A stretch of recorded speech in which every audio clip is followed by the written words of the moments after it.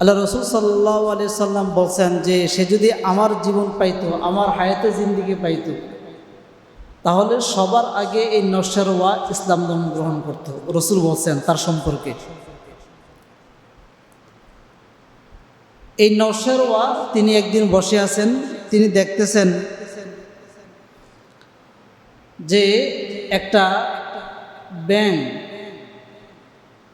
সে একটা ফাল দেয়, দিয়ে হাতির মাথার মধ্যে আঘাত করে লাথি মারে, আবার আসে, আবার সে গর্তে বসে। এরকম বারবার সে এই দৃশ্য দেখতেছেন। নরসেরওয়া চিন্তা করতেছে, ইনসাফদার রাষ্ট্রের মধ্যে একটা ব্যাঙ বেইনসাফি কাজ কিভাবে করে সেটা ভাবতেছে, বারবার দৃশ্যটা দেখতেছে। তখন এই দৃশ্য দেখার পরে তিনি মন্ত্রী পরিষদে গেলেন, পাগলা ঘণ্টা বাজাইলেন।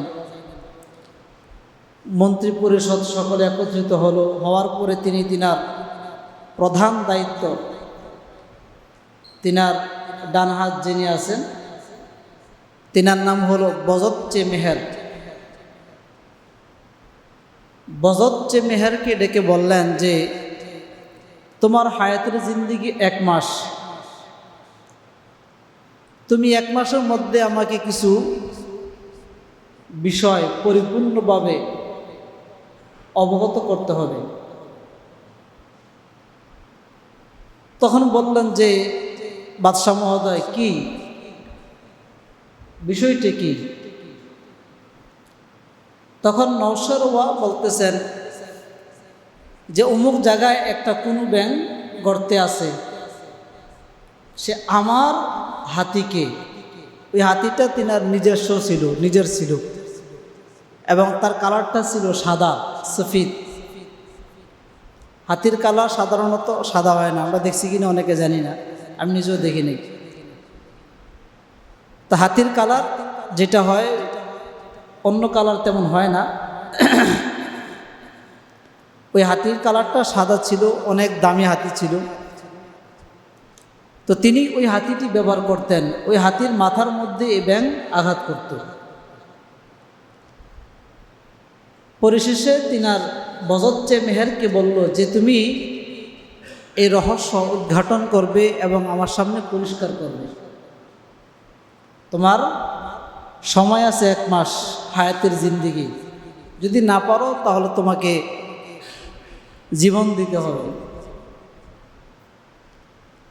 এখন বজৎচে মেহের নরসেরওয়াকে ওয়াকে বলল যে আপনি আমাকে দুগে দুগে না মেরে একবারে মেরে ফেলেন। তখন বলল কারণ কি? বজৎচে মেহের বলতেছে যে আপনি এমন কাজ আমাকে দিলেন না, আমি ব্যাঙের ভাষা বুঝি যে তাকে রিমান্ডে নিয়ে বাইর করব, কারণটা কি? না আমি হাতির ভাষা বুঝি, হাতিকে জিজ্ঞেস করব যে কি বেটা তোমাকে এরকম কেন করে, আমাকে বলো। আমি তো কারো ভাষা বুঝি না, তাহলে এটা কীভাবে সম্ভব? আমার পক্ষে সম্ভব না। তখন বাদশাহ শর্ত উঠিয়ে দিলেন যে তোমাকে জীবনও দিতে হবে না, 1 মাসও সময়ও দেব না, তোমার যখন মন চায় তখন আমাকে এই রহস্য বলবা, তুমি এটা দেখো যে কারণটা কি। তো এখন যে কোনো ঘটনা পর্যবেক্ষণ করতে হলে, যেমন একটা মামলা, থানায় আপনি মামলা করলেন, ওইখানে বসে তারা লিখবে না, তার আগে আপনি যেখানে আছেন ওইখানে আসবে, এসে তদন্ত করবে। তদন্ত অফিসার বা গোয়েন্দা অফিসার যাই হোক, তারা আসবে, এসে তদন্ত করবে। এমন এমন মানুষ থেকে তারা তথ্য নেবে আপনার সম্পর্কে, যে দেখা যায় চা হোস্টেলে বসে আছে, আপনার সাথে চা খাইতেছে, ফাঁকে ফাঁকে সে আপনার সাথে 2-1 মিনিট কথা বলতেছে। ওই যে কথা বলতেছে আপনি বুঝতে পারতেছেন না যে তথ্য যে নিয়ে নিছে। যারা গোয়েন্দা অফিসার তারা অনেক চোকান্না হয়, অনেক কিছু বোঝে, বিশেষ করে মনোবিজ্ঞান যারা পড়াশোনা করে তাদেরকে এই লাইনে দিয়ে থাকে। তো এই জন্য তিনি এই বিষয়টা উদ্ঘাটন করার জন্য তিনি কয়েকজন মানুষ নেন, সরজমিনে গেলেন। যাওয়ার পরে হাতিকে দেখতেছে এবং ওই কোনো ব্যাংককে দেখতেছে। কোনো ব্যাংক তো হেরে দেখে চোখ বড় বড় করে তাকিয়ে আছে। বজাচ্ছে মেহের বলতেছে যে আমাকে বিপদে ফেললে তুমি এত বড় বড় করে তাকাও, মনে মনে বলতেছে আরই। তো এখন সে বলল যে ব্যাংকটাকে একটু গর্ত থেকে বাহির করো, একজনকে বলল। ব্যাংক সামান্য সময়ের জন্য সামনে আসছে, আসার পরে আবার সে ব্যাগ গিয়ারে ভিতরে যায়। ব্যাংক দেখবেন, কখনো দেখছেন কিনা জানি না, ব্যাংক যখন নাকি গর্তে যায় এরকম সোজা গর্তে ঢুকে না, ব্যাক গেট দিয়ে গর্তে ঢুকে, মানে পিছনে যায়। সে মুভমেন্ট এরকম করে রাখে যে কোনো মুহূর্তে কেউ আসলে সে যেন লাফ দিয়ে অন্য জায়গায় চলে যেতে পারে। কারণ সে যদি গর্তের ভিতরে তার মাথা থাকে, পিছন থেকে যদি আঘাত করে যাবে কোথায়, যাওয়ার রাস্তা তো নাই, ওরা তার একদম ভিতরে থাকে না। এই জন্য সে ব্যাগ গিয়ারে ভিতরে যাই গিয়ে ওইখানে পজিশন করে বসে, এভাবে তাকিয়ে থাকে গর্তের মুখে, তখন যেখানে ইচ্ছা সেখানে যেতে পারে। এখন সে ব্যাগ গিয়ারে পিছনে গেছে, গিয়ে বসে আছে। বজাচ্ছে মেহের যাদেরকে নিলেন তাদের মধ্য থেকে একজনকে বলল যে দেখো তো অবস্থা কি। তখন তার হাতে যা ছিল এগুলি নিয়ে ধরার চেষ্টা করলেন, সে লাফ দিয়ে চলে গেল। যাওয়ার পরে দেখতেছে যে তার নিতম্ব যেখানে ছিল, তার পাশার যেখানে ছিল, ওইখানে একটা ফুটু পয়সা, একটা কয়েন, ওই নিচে কি একটা কয়েন, একটা ফুটু পয়সা। ব্রিটিশ আমলের ফুটু পয়সা এখন তো নাই মনে হয়, আগে এগুলো ছিল। আমাদের কিছু লোগাত আছে, আরবি লোগাতের মধ্যে এই দৃশ্যগুলো দেওয়া আছে, পাশা আরবি আছে, চার কর্নার পয়সা, এই দৃশ্য দেওয়া, মাঝে ফুটু, এটা ব্রিটিশের পয়সা।